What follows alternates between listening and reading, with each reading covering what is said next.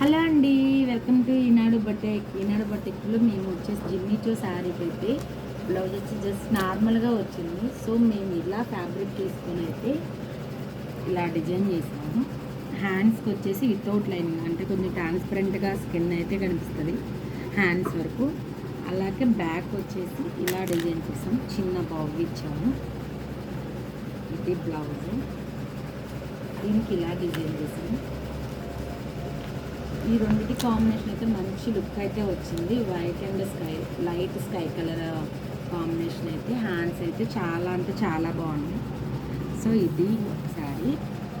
అలాగే ఈ వర్క్ శారీకి వచ్చేసి బ్లౌజ్ వచ్చేసి చాలా సింపుల్గా జస్ట్ ప్లెయిన్ వచ్చిందండి.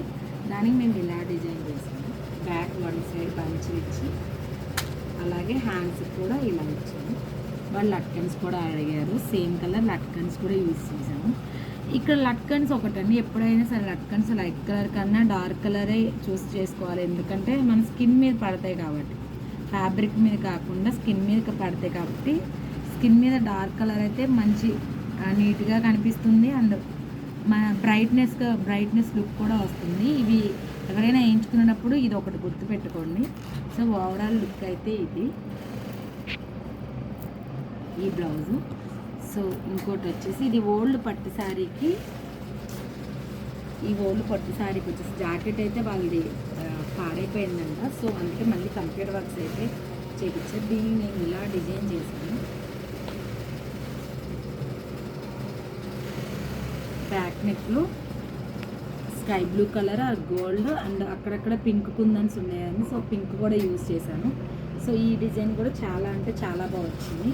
సో మీరు ఇలా కంప్యూటర్ వర్క్స్, మోడల్ బ్లౌజెస్ ఏమైనా స్టిచ్చింగ్ చేయించుకోవాలన్నా, మగ్గం వర్క్స్ చేయించుకోవాలన్నా కానీ ఈనాడు బొటెక్కి కాల్ చేయండి. Eenadu boutique from Visanapeta.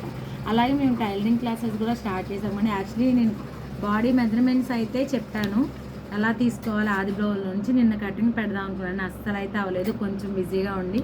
So ఈ రోజైతే నేను ఆ క్లాస్ కూడా నేను అప్లోడ్ చేస్తాను, బ్లౌజ్ కటింగ్ ఎలా చేయాలనేది. సో మా వీడియోస్ మీకు నచ్చినట్లయితే లైక్ చేయండి, షేర్ చేయండి, అలాగే మా ఛానల్ని సబ్స్క్రైబ్ చేసుకోండి. Thank for watching.